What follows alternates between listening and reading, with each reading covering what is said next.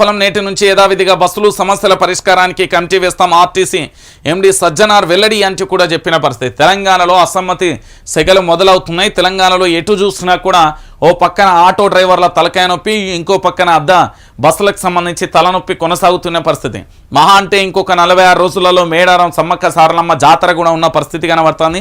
So ఇలాంటి పరిస్థితులలో ఇక అద్దె బస్సులతోనే సఫలం కాకపోతే లేకపోతే ఘోరమైన పరిస్థితులు ఉంటాయి. దానికి సంబంధించిన అంశాన్ని కూడా మనం చూస్తాం.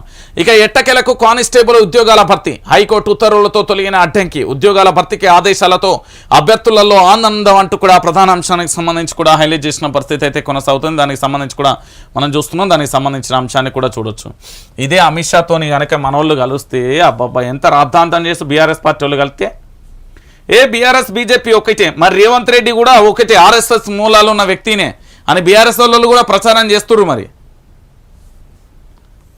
ఒక